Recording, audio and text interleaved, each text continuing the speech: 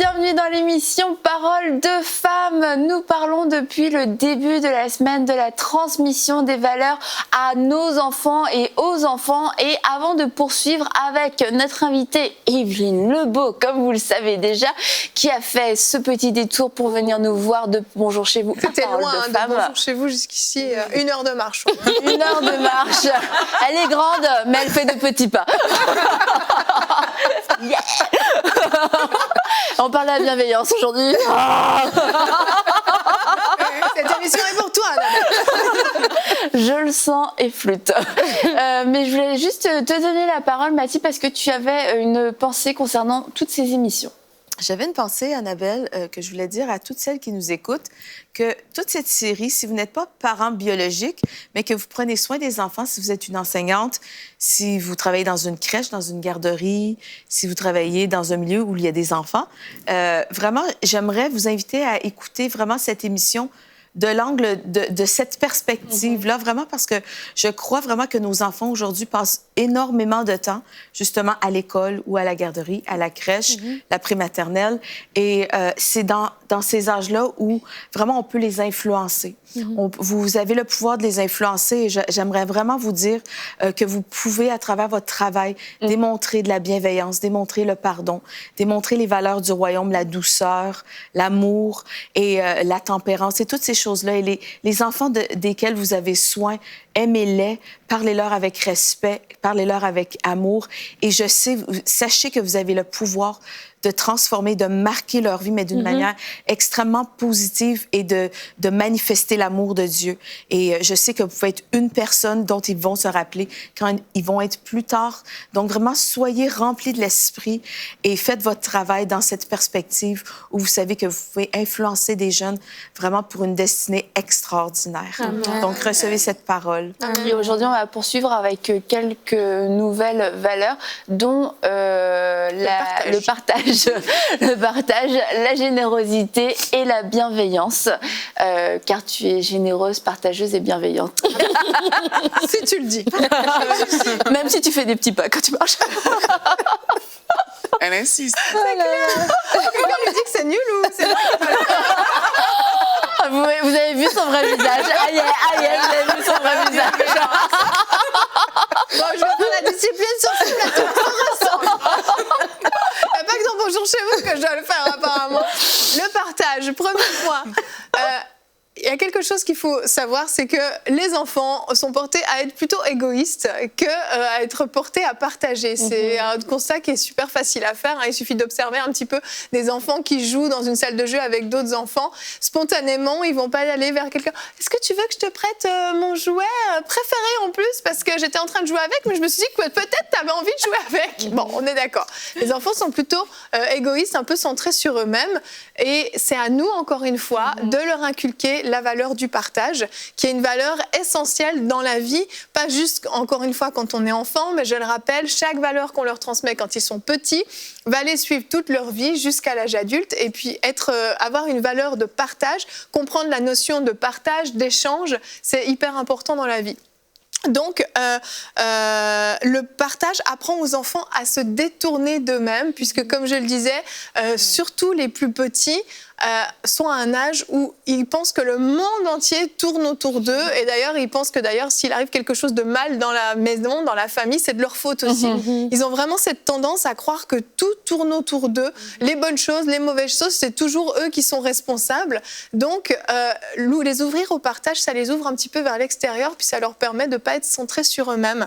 Et apprendre... Oui, tu veux dire? Non, vas-y, donne ton... Oui, apprendre à partager. J'ai des points pratiques. J'ai dit, je veux vraiment être très pratique dans ces émissions parce que je veux qu'à la maison, vous puissiez mettre en place ces choses, que ce soit pas juste « Ah ouais, c'est super intéressant, c'est vrai, ce serait bien, mais comment je fais ?» Donc, dans les points pratiques, on peut, dès le plus jeune âge, demander à un enfant, même en tant que parent, même si on n'en a qu'un, tu me prêtes ce jouet, il est en train de jouer avec un jouet, tu me prêtes ce jouet, oh Oui, mais merci. si t'as pas envie de jouer avec le jouet, Evelyne. Mais tu demandes parce que tu inculques le partage, Annabelle. Fais semblant, Annabelle. Je te sens sur la défensive dans cette émission. Tu peux faire semblant?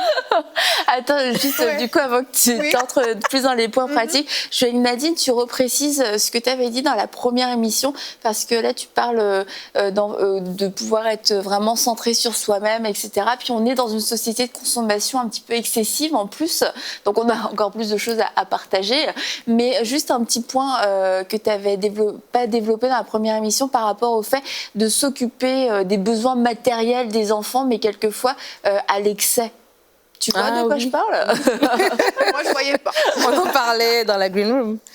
Juste pour Oui. rapporter ce petit éclaircissement. Oui, en fait, c'est ça. On avait une discussion avant l'émission par rapport à ça. C'est qu'aujourd'hui, surtout, en tant que parents, je crois que tellement il y a du matériel qui est offert à nos enfants. Nos enfants vont à l'école, ils voient l'ami qui a la paire de chaussures à $400 ou qui a le Nintendo ou peu importe le jeu de société ou le jeu de jeux vidéo, peu importe. Et en tant que parents, des fois, nous-mêmes, on veut tellement combler ces besoins matériels qu'on en oublie que l'important, c'est vraiment aussi de bâtir le caractère de notre enfant, comme on a parlé dans la première émission. Et vraiment, j'appelle les parents, c'est vrai que des fois, il y a une course effrénée, des fois, une comparaison où je veux m'assurer que mon enfant a tout. Et c'est bien ces choses-là, mais c'est pas ces choses-là qui vont perdurer, qui vont bâtir le caractère de votre enfant dans tout ce qu'on a partagé. Et vraiment, si ça prend que tu prennes pas les heures supplémentaires au travail, mais que tu rentres plutôt, que tu passes du temps avec ton enfant, c'est ça qui est plus important. Et c'est vraiment juste amener les parents. Des fois, on s'occupe vraiment de l'extérieur, de la belle maison, de la belle voiture, les beaux habits. Tout ça, c'est bien. Mais s'il n'y a pas la substance, l'essence, ce qui soutient toutes ces choses-là, ben, tout ça, ça sert à rien, en fait.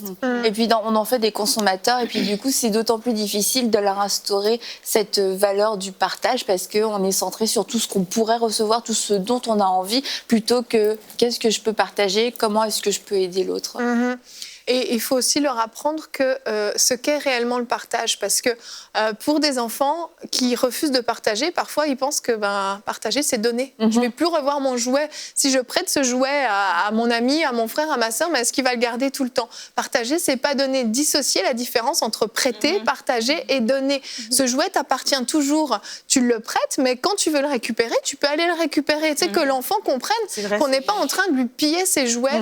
Et hyper important, on ne force pas à partager, s'il vous plaît. Non, mais c'est vrai, des fois, il y a des enfants, vraiment, on les oblige, tu dois partager ce jouet. Mais si c'est son jouet, il est en train de jouer avec, c'est son jouet préféré, il est en train de faire un jeu, il a construit tout un univers, toute une histoire autour de ce jeu-là. Et là, la petite sœur ou le grand frère, je ne sais pas, veut le même jouet. En tant que parent, on ne va pas enlever le jouet à l'enfant qui est en train de jouer avec et l'obliger. Le partage, c'est un acte qui est volontaire, qu'on fait volontairement. On ne force pas à partager. On peut insister, on peut pousser à partager en donnant des clés, en faisant comprendre, mais regarde, vraiment, ta sœur, elle a vraiment envie de jouer avec ça. Et on peut négocier. C'est des choses qu'on peut faire. On peut favoriser les échanges de jouets. Bon, puisque tu ne veux pas vraiment lui partager, est-ce que ta sœur ou ton frère a un jouet qui t'intéresserait? Puis vous pourriez faire un échange de jouets. Ça pourrait être chouette. Ou vous pourriez jouer ensemble, donc vous avez tous les deux le même jouet et vous y jouez ensemble. Mais on ne force pas à partager, c'est pas du tout constructif, la valeur elle va pas du tout descendre, au contraire, on va vouloir cacher ses jouets préférés, après surtout que personne n'y touche, on a des amis, des cousins qui viennent à la maison, alors ça je cache parce que je veux surtout pas avoir à les prêter, et puis ça fait l'effet inverse. Donc on inculque le partage en comprenant l'importance de partager, et puis qu'au fond c'est bénéfique pour nous aussi, parce que l'autre va nous partager quelque chose, et puis ça devient intéressant, puis c'est un jeu d'échange en fait. Et c'est pas la nourriture aussi, ça fonctionne bien. La nourriture aussi, effectivement. Ça c'est vrai que la nourriture, ça marche très bien. Tu veux développer sur la nourriture? Non, absolument. Ok, d'accord. Pour le partage, c'est tout. Donc si vous avez quelque chose à ajouter, on peut y aller, parce que moi je vais enchaîner. Je suis chaude là. Très autoritaire aujourd'hui. On m'a mis un petit peu sur la défensive. J'ai un peu faim. Oh, regarde, nous on est cool, on est détendus. Donc la générosité. La générosité, j'enchaîne. Ok. Dire un petit truc. Tu la cherches. Non, mais parce que tu as dit quelque chose d'important, et je crois que pour les parents, quand tu as dit par exemple que c'est pas parce que le plus grand frère ou le petit frère arrive, et des fois quand on a un enfant, des fois on veut amener l'enfant à comprendre le point du partage, mais quand on dit systématiquement, c'est ton petit frère, donne-lui parce que toi, t'es le plus grand, tu donnes. Clair. Ou c'est ta grande sœur, elle a le droit. C'est là que ça vient créer la rivalité ou l'amertume ou les rancunes, l'injustice, toutes ces choses-là. Donc, on veut vouloir faire une bonne chose, mais ça crée un mauvais résultat après. Donc, c'est vraiment important de comprendre que oui, quand même, on doit, parce que l'enfant naturellement ne veut pas partager, on doit le partager cette valeur, on doit l'inculquer cette valeur, mais de la bonne manière pour ne pas justement créer des ayants droit et puis des sacrifiés quoi, dans l'équilibre familial. Je continue. Vas-y. Ok. La générosité, je pense qu'en tant que chrétien, c'est bien une valeur qu'on doit avoir. C'est bien celle-là. La générosité, on ne doit pas être centré encore une fois sur nous-mêmes. On ne doit pas vouloir tout garder pour nous-mêmes. Vraiment, la valeur de partage et de générosité dans la Bible, elle est mentionnée plein de fois. On peut prendre un exemple dans Proverbe 11, 25. Celui qui est généreux connaîtra l'abondance. Qui donne à boire aux autres sera lui-même désaltéré. Donc, on voit que la générosité est bénéfique pour les autres et pour nous-mêmes. C'est certain qu'on ne va pas aller lire ce verset à nos enfants de 7, 8 ans. Et alors, tu vois, donc tu vas aller donner à boire à quelqu'un, comme ça, toi aussi, tu auras à boire. Parce que si tu ne donnes pas à boire, ben, tu n'auras plus jamais à boire. Bon, c'est pas ça l'idée. Mais l'idée, c'est d'inculquer encore une fois la valeur avec des trucs très, très pratiques au quotidien. On peut faire du tri dans les jouets, dans les vêtements, et puis aller les donner. Peut-être demander à l'enfant, à qui est-ce que tu aimerais donner c'est ton plus beau t-shirt, à qui est-ce que tu aimerais le donner? Tu as le choix entre tel enfant qui sont un peu plus petits, on sait que ça va leur aller. Moi, personnellement, je ne vends rien. Je ne vends ni jouets, ni vêtements, je donne tout. Après, ça, c'est mon choix. Mais mes enfants le savent. Ils savent qu'on donne. Et d'ailleurs, quand un vêtement est trop petit, je le mets sur une étagère spéciale et mes enfants me demandent « On va le donner à qui ?» C'est important pour eux, ça leur fait plaisir. Et quand on prépare des sacs de vêtements, c'est eux qui veulent aller les donner à telle ou telle personne parce que justement, ils apprennent à être généreux, à comprendre qu'on peut... C'est une façon de faire circuler la bénédiction, finalement. Nous, on a plein de choses, on est dans l'abondance, mais on peut bénir les autres, puis ils voient la joie sur le visage des autres enfants qui sont contents d'avoir hérité des jouets, des vêtements, et puis ça les touche. Donc ça, c'est une façon qu'on peut faire. On les stimule à penser, donc, comme je le disais, à l'autre avant de penser à lui-même. Truc, exemple tout bête, mais on ne mange pas tout le paquet de biscuits. Tu parlais de nourriture. On est en train de prendre sa collation, son goûter. Il y a un paquet de biscuits. C'est le paquet de biscuits préféré que papa et maman achètent qu'une fois dans le mois ou dans l'année parce que c'est comme le paquet de biscuits. Et là, discrètement, il y en a un qui s'enfile la totalité et qui laisse rien pour son frère ou pour sa C'est sœur. l'histoire de ma vie avec mon frère. Mais bon, on en parlera pas aujourd'hui. Je voulais te demander si tu voulais en parler. Non, Ça va être encore un peu douloureux. Mais mon frère le faisait tout le temps. Et il laissait le paquet dans le placard. Et tu avais le faux espoir quand tu arrivais. Oh, il en reste à la musique. Et là, tu prends. C'est trop triste. Mais en parlant de ça dans un autre contexte, c'est que dans certains pays en Afrique, on a l'habitude de manger ensemble. Vraiment, d'avoir la grande assiette où chacun y mange. Et ce qui se fait souvent, surtout quand il y a plusieurs personnes, des familles nombreuses, c'est que tu manges le plus vite possible parce que sinon, T'en as pas. Ouais, les gens qui mangent lentement, parfois, ils n'ont pas finalement mangé grand-chose. Donc, l'idée ici, c'est aussi de se dire que quand on choisit vraiment de faire ces repas familiaux, mais de considérer les autres et de dire, OK, je vais manger de façon à ce que les gens qui sont autour de moi puissent avoir aussi une bonne part pour leur propre organisme. Ouais, et dans le même ordre d'idée aussi, la générosité, quand tu parlais des vêtements, par exemple, ça ne prend pas que vous avez tellement que là, on va prendre notre superflu. Je crois que c'est quelque chose qui s'inculque et tout le monde doit et peut être généreux. Et vraiment, même si vous avez peu, dans le peu que vous avez, c'est en fait une disposition de cœur, en fait. Si tu es capable de donner dans le peu, tu seras capable de donner dans le surplus, dans le grand. Donc, c'est vraiment quelque chose qu'il faut appliquer. Ne vous dites pas, moi, j'ai pas... Non, dans ce que tu as, c'est vraiment que l'enfant ait juste ce regard-là pour dire, qu'est-ce que je peux faire pour les autres? Et des fois, c'est la générosité d'un cadeau, mais des fois, c'est la générosité qu'on est à Noël. J'ai fait un dessin pour la mamie à l'église qui est tout seul. Donc, c'est juste cet élan de cœur qu'on doit inculquer à l'enfant, en fait. Exactement. Je pense qu'on peut aussi... vous savez, on parle beaucoup de parrainage d'enfants. Il y a plusieurs organismes chrétiens qui proposent des parrainages d'enfants. Moi, je recommande à tous les parents de parrainer des enfants, déjà parce que c'est hyper important de parrainer des enfants. Il y a des enfants dans le besoin, mais de le faire avec leurs propres enfants. On va parrainer un enfant ensemble parce que, tu vois, il y a des enfants qui vivent telle ou telle situation. Les rendre sensibles à ce que d'autres enfants peuvent vivre parce que dans leur petite bulle, ils pensent que, comme le monde tourne autour d'eux, tout le monde vit les mêmes choses qu'eux. Donc, à Noël, des fois on reçoit des catalogues justement quand on parraine des enfants, on peut offrir des choses pour le Noël des enfants et des fois c'est des choses un peu toutes bêtes, mais une chèvre, un mouton, une vache. Moi je sais qu'avec les enfants on a déjà choisi, on a offert 2 chèvres à une famille par exemple. Et on a des enfants qu'on parrainait. Et c'est des choses que moi, j'implique vraiment les enfants depuis le plus jeune âge dans ce système-là pour qu'ils comprennent que eux, ils ont beaucoup. Mais c'est pas parce que eux ont beaucoup que tout le monde a autant qu'eux. Il y a des enfants qui peuvent être dans le besoin et je leur apprends à être sensibles autour d'eux, à regarder à l'église, dans la rue. Est-ce qu'il y a des gens dans le besoin? Si vous voyez des gens dans le besoin dans la rue, puis vous dites juste à l'enfant, regarde pas, il est sale. Non, on inculque. Qu'est-ce qu'on pourrait lui donner peut-être à ce monsieur? Tu vois, il a l'air d'avoir froid. Est-ce qu'on pourrait aller lui acheter un manteau? Est-ce qu'on pourrait lui apporter de la nourriture? Et puis, on rend les enfants actifs dans cette générosité, en fait. Mais tu soulèves un point vraiment qui me touche beaucoup. C'est justement, des fois, on devient insensible à la souffrance des gens. Oui. On devient insensible à ce que les gens ont, ceux qui n'ont rien, puis on les blâme. On dit, s'ils sont rendus là, c'est certainement leur faute. Et en fait, si on s'assoyait avec ces gens-là pour leur posait les questions, les vraies questions, comment tu t'es rendu là, on serait touchés, puis je pense qu'on pleurait avec ces personnes-là. Ouais. Et je sais que dernièrement, aujourd'hui, on est dans l'ère des réseaux sociaux, et les gestes de bonté et de bienveillance, des fois, ça devient viral en l'espace d'1 heure. Oui. Et j'ai vu des gens qui ont offert des cadeaux, qui ont fait des livraisons de cadeaux à des gens sur la rue. Comme tu dis, Yveline, une paire de chaussures, un manteau pour l'hiver ou des choses comme ça. Et vraiment, on est impressionné par ces gestes de bienveillance. Et en fait, on devrait voir ça tous les jours. Et vraiment, nous, les premiers, les enfants de Dieu, les chrétiens, on devrait démontrer de la bienveillance, pas de l'indifférence envers ces gens-là. Et je pense que des fois, quand on vit dans des grandes villes, on peut devenir froid, on peut devenir dur, on peut avoir envie de se protéger.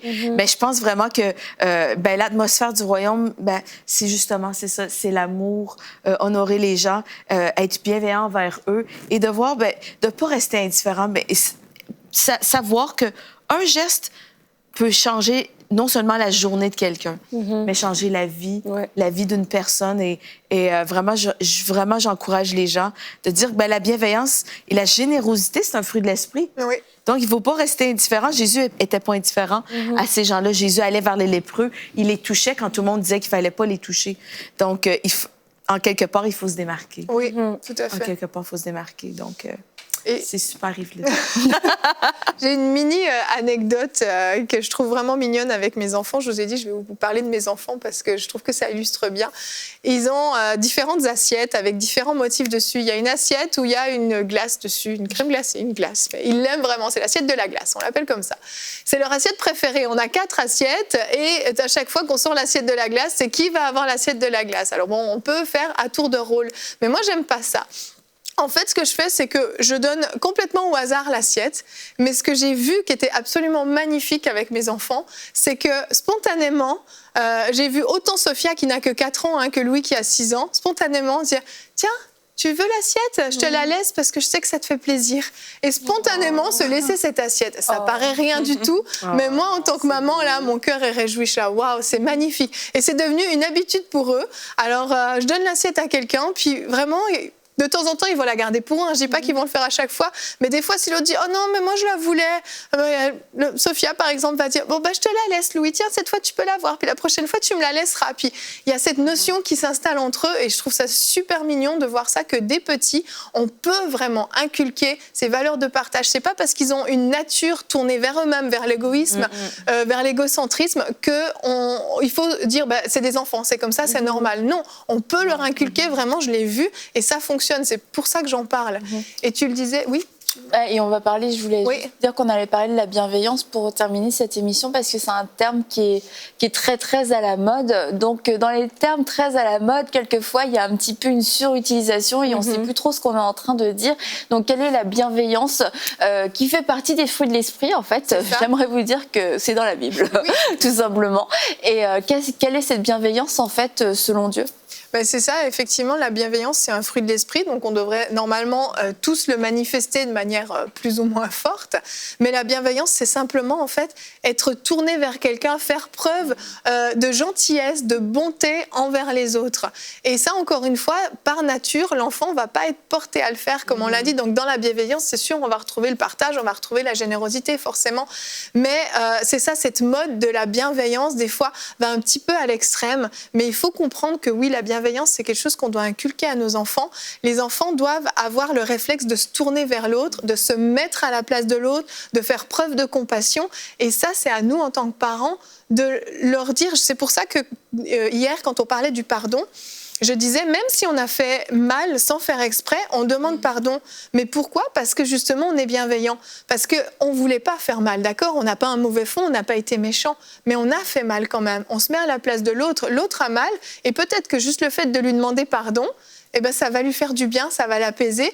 Puis l'autre, celui qui souffre, va réaliser, bah, tiens, il y a quelqu'un qui comprend ce que je vis, ce que je ressens. Et ça ne dépend pas de...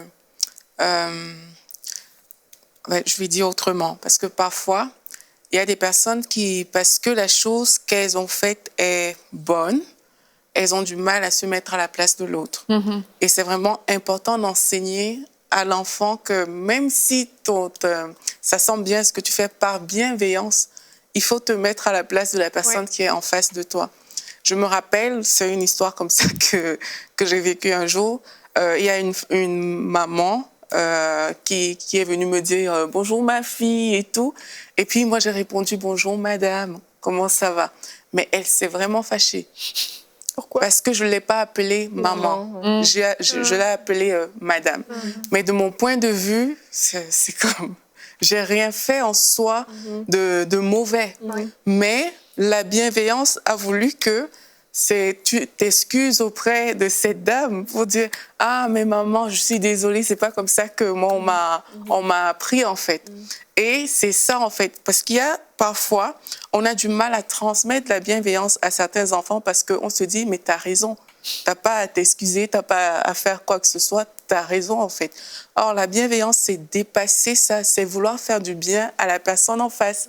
Et si le bien, comme pour cette dame, c'est de l'appeler maman, OK, on t'a peut-être pas éduqué comme ça, mais c'est pas ça qui va changer quelque chose à ta vie non plus. C'est de dire, OK, bonjour maman, comment ça va? Et puis tu continues. Mais ça, tu auras donné la joie, tu auras donné le sourire à la personne en face, quitte à ce que ça ne rentre pas dans tes règles à toi, mais ça ne change rien non plus à ta vie d'avoir fait ça. Donc c'est important parfois de dépasser nos règles rigides qu'on peut se poser parce qu'on se dit non, mais moi, j'ai rien fait de mal. Mais juste de valoriser la personne en face, que mais si ça peut te faire plaisir qu'on aille dans ce sens, ben allons dans ce sens-là. C'est vrai. Et la bienveillance, en fait, c'est comme une porte ouverte pour la marche dans l'amour. On dit la bienveillance, mais c'est tout simplement aimer les autres. Ça va nous pousser à nous humilier, ça va nous pousser à rendre service aussi, à nous mettre à la place des autres, à être remplis de compassion. Ça nous pousse à pardonner, ça nous pousse même à prier pour d'autres gens. Et en fait, derrière ce mot bienveillance qui semble être juste faire du bien, il y a vraiment tout un abandon de soi. Comment est-ce que je peux aimer réellement et pas seulement dans mes pensées, mais en action. Et on peut, je crois, aussi apprendre aux enfants. Et c'est peut-être là, tu vois, où moi, je trouve ça vraiment bien qu'il y ait eu des articles et tout ça sur la bienveillance envers les enfants parce que c'est assez important qu'on les prenne en compte, leur état émotionnel, spirituel, physique, mais c'est d'apprendre aussi aux enfants à être bienveillants envers leurs parents. Et quand la bienveillance est juste dans un sens, ça peut faire des enfants encore plus tournés sur eux-mêmes. Tu vois, moi en tant que ta maman, je suis là pour faire ton bonheur, pour répondre à tous tes besoins. Et en fait, c'est incomplet comme modèle. C'est la bienveillance, je te la transmets et c'est tout le principe de la transmission. Je te le transmets pour qu'à ton tour, tu puisses le transmettre. Comme Paul a dit à Timothée, tu as reçu quelque chose, transmets-le à ton tour. Et quand tous nos modèles éducatifs s'arrêtent à ce que seulement moi je donne, mais que l'enfant, lui, juste reçoit, c'est là où ça devient un peu incomplet. Et les enfants, il faut qu'on leur apprenne aussi à être bienveillants avec nous en tant que parents.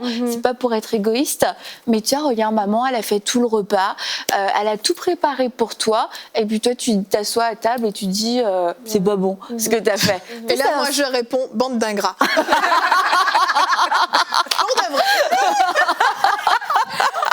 En fait, ça fait des parents qui vieillissent tout seuls, tu vois. Et qui vieillissent tout seuls, sans enfants. Ah oui, parce que, bon, on les met dans un centre pour gériatrique ou personnes âgées. Et après, ben, les enfants, ils font leur vie. Ils laissent leurs parents à l'abandon. Je veux dire, c'est d'une tristesse, puis ils meurent dans la solitude. Donc, vraiment... Non, mais je veux dire, c'est une fin horrible, mais je veux dire, ça commence très jeune. Heureusement qu'on termine pas la série comme ça. C'est vrai, je veux dire, bon, peut-être je suis un peu mélodramatique, mais je veux dire, c'est la réalité. Non, mais ceci dit, les chiffres parlent d'eux-mêmes, le nombre de personnes âgées qui finissent tout ça. Mais parce que on n'a pas forcément appris aux enfants à retransmettre, mais à retransmettre dans le foyer même, pas seulement à tes amis, pas seulement aux gens que tu vas aimer à l'extérieur. Dans ta maison, il y a des gens à aimer, tes parents les premiers, en fait. Tout à fait. Et je pense que vraiment, si on arrive à transmettre cette valeur-là aux enfants, on va vraiment diminuer considérablement tous ces actes d'intimidation qui ont lieu à l'école aussi. On sait que c'est un phénomène de société, mais qui est hyper actuel. Si la bienveillance était davantage manifestée, il n'y aurait pas toute cette intimidation, toutes ces moqueries, ces humiliations sur les réseaux sociaux, etc. Si on se met un peu à la place de l'autre, qu'on est en train d'humilier, qu'on est en train de se moquer, ben on va s'arrêter net. Et si on arrivait à transmettre ça, ça réglerait beaucoup de problèmes au niveau de la délinquance, etc. Il y a vraiment... La bienveillance, c'est quelque chose de bon, mais comme tu le dis, il faut l'inculquer de la bonne façon, de manière complète, pas juste prendre un bout, mais ça va dans les deux sens. On fait preuve de bienveillance envers nous-mêmes, mais moi, je fais preuve de bienveillance envers les autres aussi. Et pour les enfants, justement, je peux revenir dans ce que vous dites, c'est comme on a dit depuis le début de l'émission, de la semaine, c'est qu'on transmet pour que ces enfants-là, devenus adultes aussi, puissent transmettre. Est-ce que le point que tu dis, Mathilde, est super important? Des fois, en tant que parent, il y a des parents qui se disent, j'ai tout donné à mes enfants, et aujourd'hui, ben, ils sont grands, chacun est parti, puis ils m'ont laissé, tu vois. Et vraiment, ces enfants-là qui écoutaient, ayez cette bienveillance envers vos parents. Ils sont des humains, vous ont peut-être éduqué, peut-être vous écoutez l'émission depuis le début, puis ben moi, mes parents, ils n'ont pas fait ça, ils n'ont pas fait ceci. Ils vous ont donné le mieux qu'ils pouvaient avec les moyens qu'ils avaient, avec la connaissance qu'ils avaient. Et vraiment, aujourd'hui que vous avez toutes ces choses, vraiment de savoir dire merci et de savoir tendre la main. Vraiment, c'est super important dans ces deux sens-là. Et ça fera... Il y a vraiment, demain, on va parler d'un autre sujet, mais ça vient vraiment beaucoup, je crois, amener comme un baume sur les familles, en fait, si vraiment on peut juste rentrer dans cet aspect de bienveillance. Et ça élève aussi le standard de notre modèle éducatif à, on parlait de l'obéissance, mais à l'obéissance de l'exécution, en fait. Lorsque l'obéissance est motivée par un respect, une conviction de valeurs qui sont hautes, qui sont nobles, en fait, on va construire des foyers beaucoup plus forts et on va pas construire, comme tu disais, des robots ni des délinquants. Donc c'est pas utopique comme modèle, genre à vous écouter, tout va bien, vous n'êtes pas conscient des réalités. Non, on est conscient des réalités, mais on est d'autant plus conscient de ce que nous dit la parole de Dieu et des promesses de la parole de Dieu. Et je veux vous dire, c'est accessible. C'est pas magique du jour au lendemain, mais c'est accessible et c'est possible pour vous, c'est possible pour votre famille, pour vos enfants, peu importe le modèle que vous avez reçu et peut-être celui aussi que vous avez initié dans votre famille, puis vous vous dites finalement on s'est peut-être trompé. Il n'est pas trop tard encore pour pouvoir changer, il n'est pas encore trop tard pour investir dans nos enfants et comme j'ai dit, et comme l'a dit Mathilde plus tôt, dans les enfants qui sont dans votre entourage, si vous êtes peut-être dans le corps enseignant, dans vos petits-enfants, c'est encore possible. Et demain dans Parole de Femme, on va parler justement de ça, comment faire si mon enfant s'est éloigné ou rebellé. Et je peux déjà vous dire, il y a de l'espoir. Alors on se retrouve demain pour une prochaine émission de Parole de Femme.